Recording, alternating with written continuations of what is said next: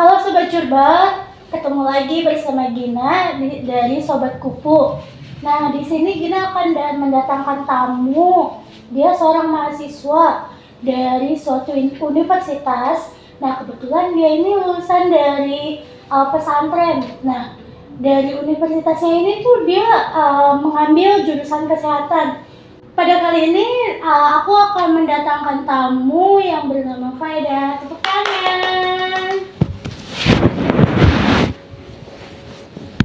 Halo, apa kabar? Baik.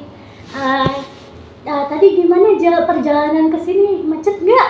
Cukup melelahkan ya. Oke. Oh ya, kamu kan aku dengar kamu tuh lulusan dari pesantren ya, terus pindah ke mau masuk terjun ke dunia kesehatan. Iya, Apa itu benar? betul. Karena sebelumnya saya basic dari SMA IPS lebih tepatnya.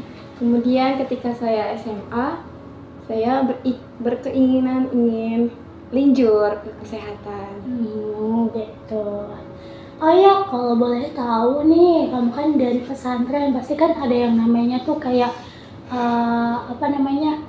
kesulitan nih dalam menghadapi suatu dunia kesehatan. Kita kan berbaur nih satu sama lain, yang dari lawan jenis sama jenis itu kan kita satu sama lain tuh kayak membutuhkan. Itu menurut kamu gimana itu?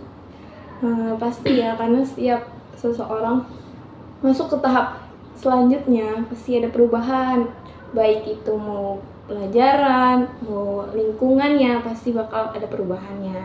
Khususnya tentang pelajaran yang awalnya saya belajar tentang, bisa dibilang tentang agama atau tentang pengetahuan yang lebih sosial, kemudian saya belajar lebih mendalam lagi bagaimana cara saya bisa untuk belajar tentang kesehatan.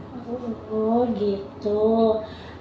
Gimana nih semester satunya? Kan sebentar lagi mau semester 2 nih. Susah nggak sih buat ini? Untuk sekarang ini semester 1 ini mungkin saya lewatin aja. Banyak pasti pengalamannya, salah satunya saya begitu dibilang kaget, bisa dibilang kaget karena yang awalnya saya belajar tentang sosial, tentang ekonomika atau tentang geografi, kemudian saya harus belajar tentang penyakit, bagaimana pembagian penyakit menular atau tidak menularnya, atau saya praktek tentang bagaimana cara deteksi orang. Oh iya, ada nggak sih kamu kayak niatan atau berpikiran untuk pindah jurusan, kayak jurusan tentang agama, misalnya kayak guru agama, terus ke ustazah gitu-gitu. Kamu ada nggak sih pemikiran kayak gitu? Untuk saat ini karena saya udah terlanjur terjun ke kesehatan, jadi saya bakal melanjutkan kuliah saya. Kalau misalnya buat tentang agama, kayak guru ngaji itu apa, mungkin itu basic sampingannya. Tapi kalau misalnya diutamakan mungkin dunia kesehatan paling. Oh iya, kan kamu lulusan dari pesantren nih ya? Iya. Pasti kan banyak banget nih teman-teman kamu yang di sana. Nah itu waktu kamu daftar kesehatan nih di suatu kampus di Jakarta, itu tuh kamu ada nggak sih teman kamu tuh kayak ngomong, kamu kenapa daftar di sini padahal bisa lanjut ke ngajar jadi guru gitu-gitu, ada nggak sih? Ya, mungkin itu pertanyaan yang udah gak aneh ya. Kenapa? Pertanyaannya kenapa nggak lanjutin ke kuliah ke agama, misalnya masuk ke UIN atau nggak ambil lagi tentang pendidikan? Nah, karena dari awal bukan cita-cita sih, keinginan untuk masuk ke dunia kesehatan terwujudkan. Kemudian ketika SMA banyak orang yang mengira, kan kamu anak IPS, kenapa kamu bisa berpikiran untuk masuk ke dunia kesehatan? Gitu. Ini kan kamu sekarang berarti udah sebagian besar nih udah tahu basicnya kesehatan itu kayak gimana ya? Iya, betul. Nah, aku mau nanya, kalau seandainya kamu mendapatkan suatu tantangan yang emang kamu di pesantren tuh belum pernah ngelakuin, Ya maksud aku suatu hal itu yang positif ya, bukan yang negatif, maksud aku kayak gitu. Nah itu tuh kamu kayak gimana? Apa ya? Iya maksud aku biar cara kamu ngadepin kayak gitu tuh gimana, misalnya kayak kamu tuh yang di pesantren tuh temennya tuh kayak berbaurnya cuma sama cewek nih, terus tiba-tiba kan kamu satu regu sama apa namanya teman kamu yang cowok gitu kan, misalnya kayak apa namanya tuh temen sekedar praktek cowok misalnya gitu, itu kamu kayak gimana tanggapannya? Karena pasti semua orang tuh kalau misalnya setelah lulus dari SMA, nggak cuma saya, pasti Gina pun ngerasain bagaimana kalau misalnya masuk ke dunia baru, berarti harus bisa harus bisa beradaptasi lagi dong dengan lingkungannya baru. Itu yang saya rasakan. Jadi harus bisa beradaptasi. Oh ya, aku mau nanya lagi nih. Ya boleh. Pertanyaan apa lagi? Apa sih hal atau tantangan yang udah kamu hadapin untuk semester awal? Tantangan apa misalnya? Kayak terbesar gitu, misalnya kayak membuat kamu tuh kayak pemikiran tuh jadi jenuh atau banyak masalah atau banyak pikiran kayak ya gitu deh pokoknya. Ya salah satu faktornya tugas paling ya. Tugas belum bagi waktu buat ya kesana ngajar gitu. Oh kamu juga ngajar, kamu berarti ini dong apa namanya kayak mahasiswa yang part time ya? Ya bisa dibilang sih ya. Oh, berarti itu kan tantangannya berat banget tuh buat ngebagi waktu. Iya betul. Ya kan? Terus abis itu apa namanya kamu juga kayak ngulangin waktunya pastikan dikit buat main. Iya. Nah itu tuh pastikan kamu ada satu pemikiran kamu yang membuat kamu tuh kayak apa namanya, iya aku tuh capek kalau aku begini gini. Apa namanya, aku udah kuliah dari pagi sampai sore, terus malamnya kamu lanjut buat belajar gitu, lanjut buat ngajar, itu tuh pasti kan capek banget ya. Iya betul. Nah caranya biar kamu ngatasin itu gimana, soalnya kan yang aku tahu basicnya dunia kesehatan itu tuh dia belajarnya dari pagi sampai sore ya kan. Iya. Nah itu tuh cara ngetatan kamu kayak gimana tatan belajarnya? Tataannya gimana? Ya karena balik lagi semua kehidupan itu kan pasti ada apa namanya, ada alurnya ya bahasanya. Jadi bisa dibilang ya udah sesuai dengan alurnya. Jadwalnya ini kuliah ya kuliah, kalau misalnya jadwalnya ngajar ya ngajar. Jadi saya bisa dibilang dengan sesuai dengan alurnya. Aku boleh tahu nggak sih kamu tuh kalau misalnya dari rumah ke sini itu berapa jam? paling cepet 35 kan, tapi itu paling cepat. Paling lama ada 1 jaman lah paling. Itu kan kamu kan yang aku dengar nih dari dunia pesantren tuh, kalau misalnya habis lulus dari pesantren pasti kan harus mengabdi dulu ya? Tergantung gimana individu masing-masing. Tapi kamu ada nggak ditawarin kayak gitu? Kebetulan saya itu termasuk pilihan ya, ini tepatnya pilihan. Jadi saya tidak memilih atau apa, saya dipilih oleh salah satu guru saya di sana. Oh gitu, berarti aku boleh tahu nggak kamu ngajar di pesantren itu daerah mana sih? Kawasan daerah Jawa Barat, letaknya di Depok.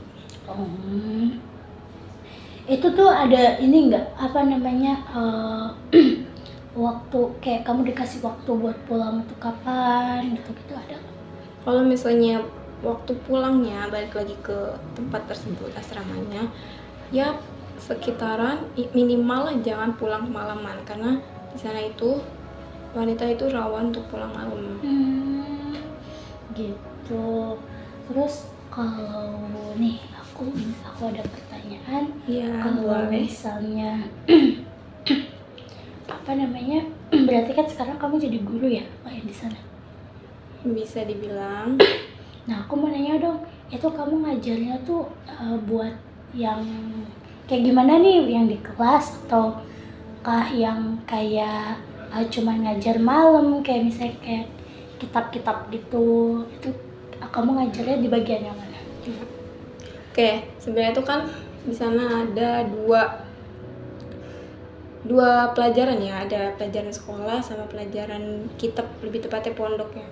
Dikarenakan pelajaran sekolah saya tidak bisa memegang karena waktunya terbagi buat kuliah, jadi akhirnya saya megang buat pelajaran pondok aja. Gitu. Boleh kasih itu nggak sih sedikit aja ilmunya yang kamu ngajarin di sana tuh sedikit aja. Aku tuh penasaran tahu. Soalnya aku Ya, mau mondok juga waktu itu nggak di masalah ekonomi gitu kan. Aku pengen tahu deh sedikit aja gimana. di sana itu saya sih ngajarnya dasarnya aja ya, paling kelas 1 kelas 2 karena di sana saya paling muda. Jadi saya di sana balikannya ngajar yang paling muda juga di antara kelas 1 dan kelas 2. Kemudian di pelajaran sana itu saya ngajar bahasa Arab sama pelajaran fikih. Oh ya, aku mau dengar dikit dong kalimat misalnya kayak aku adalah perempuan gitu. Bahasa Arab kayak gimana sih? Aku pengen dengar dong. Kalau dalam bahasa Arab itu kan sama kayak bahasa Inggris ya. Kalau misalnya diartiin tuh aku itu kan I. Kalau dalam bahasa Arab itu ana.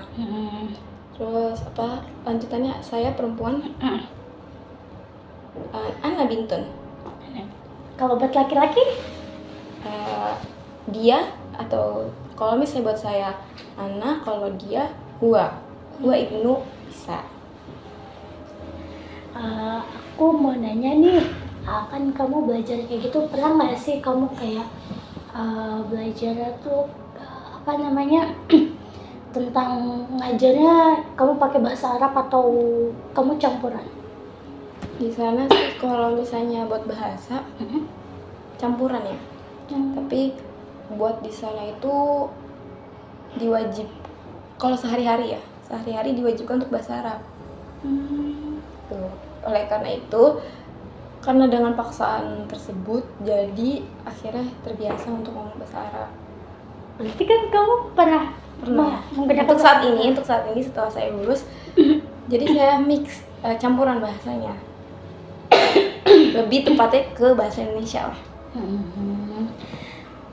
Aku mau denger tahu, aku penasaran. Sumpah aku penasaran banget. Aku pengen denger kamu tuh ngomong bahasa Arab itu, aku penasaran. Oke. Ismi Faidah, jitu min Jakarta, jalastu min aina. Pas. Itu doang. Artinya itu perkenalannya. Ismi itu kan nama saya. Faedah, jitu tuh dari mana?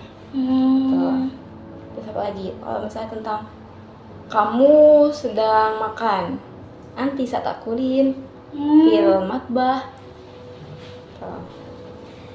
Di sana tuh ada ini nggak sih kayak kamu tuh nargetin anak murid kamu yang misalkan pasti kan ada setoran ya? Iya, khususnya Itu Quran tuh, ya. itu tuh ada target nggak sih misalnya kelas berapa Karena itu? itu buat, kalau misalnya buat di sana itu bukannya tahfiz ya, tapi nanti di akhir tahun itu ada namanya ujian.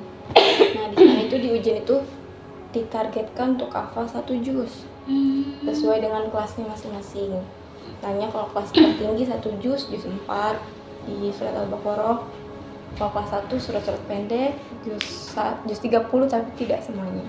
Oh gitu.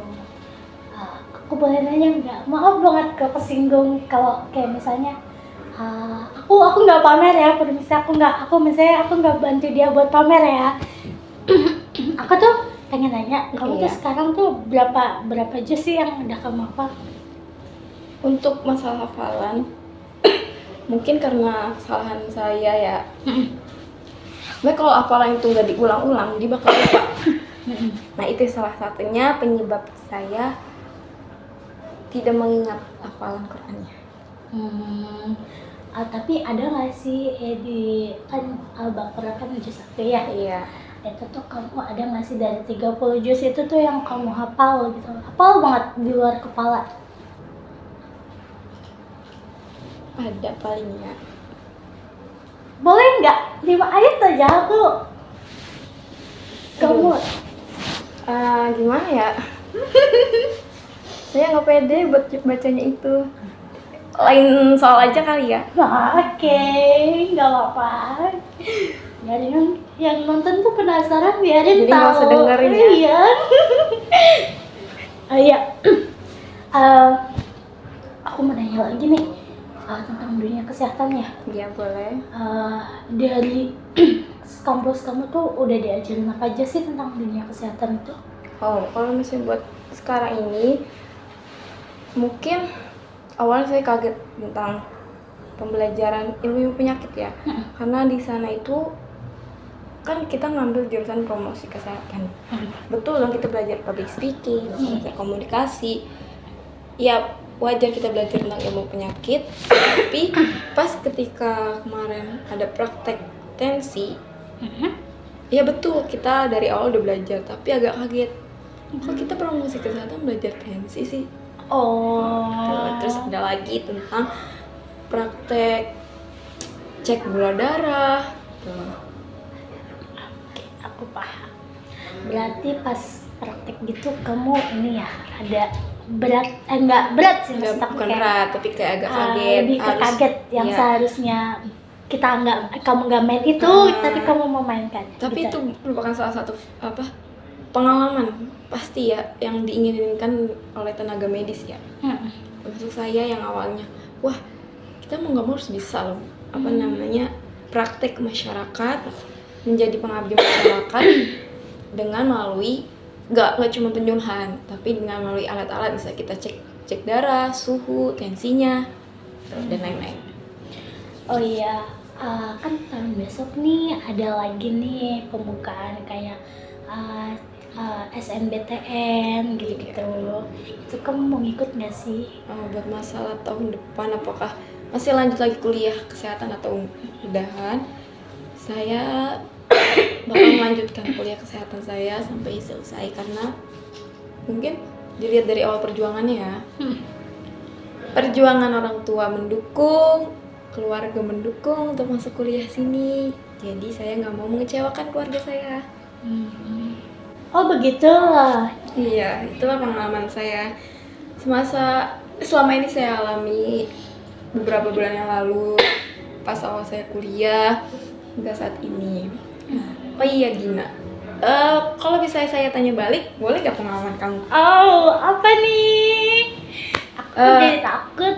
Enggak dong, kan kita sama-sama sharing. Pertanyaannya itu, apa alasan kamu untuk memilih prodi ini, promosi kesehatan? Alasan aku kan sebelumnya nih ya, aku sebelumnya tuh mengambil SMK tuh mengambil TLM. Iya. Terus kenapa aku bisa linjur ke Promkes? Yang pertama aku tuh sebenarnya tuh tertarik buat komunikasi sama orang di luar. Aku ingin tertarik, walaupun aku bisa dibilang introvert, tapi nggak introvert banget. Iya. Kalau aku disapa ya aku is okay, aku berbaur, aku bisa Friendly gitu ya. Tapi nggak terlalu friendly banget kan, orang-orang kalau friendly kan kayak bisa kesana sini. Nah, Iya. tapi kalau aku sekalinya dapat teman yang menurut aku cocok, kayak itu dia akan bisa tahu jati diri aku kayak gimana. Kayak ya bisa disebut teman-teman aku tuh bisa nyebut aku tuh friendly, padahal enggak. Padahal enggak ya? Ya kalau aku sama yang lain tuh serius aja, kayak ya udah biasa aja, aku nggak terlalu inian banget. Tapi kamu SKSD nggak tipenya? Waktu pertama PKKMB ya SKSD. Ya karena mau nggak mau ya SKSD. Ya betul. Iya. Kalau kita nggak SKSD kita nggak dapet teman. Oh iya betul sekali. Kemudian kamu sebelumnya TLM ya? Kemudian ngambil promosi kesehatan itu pilihannya keberapa? Aduh berat ya kalau saya dibilang pilihan itu sih jujur? Kalau boleh jujur ya? Iya. Maaf banget. Jujur dong. Kan gak boleh bohong. Aku tuh pilihan yang ketiga. Oh, yang ketiga. Sama berarti ya kita. Saya juga awalnya 3. Oh. Ya. Selama kamu kuliah di sini kan udah berapa bulan ya? Dari bulan Juli.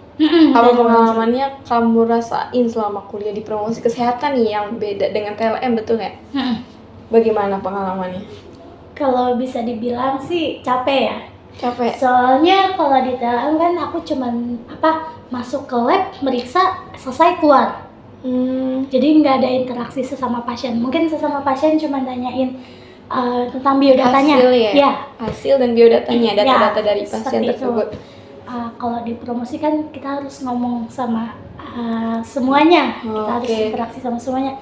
Kalau bisa dibilang aku tuh capek, tapi ya ini kan yang aku mau. Ya udah, aku mau Berarti jalan. kamu harus menerima ya? Yes. Karena di TLM itu paling kita capeknya tuh dalam berpikir bagaimana cara mencampurkannya itu ya. Nah, sedangkan kalau promosi kesehatan bagaimana cara kita berkreasi mengajarkan masyarakat untuk hidup sehat gitu. Ya, betul.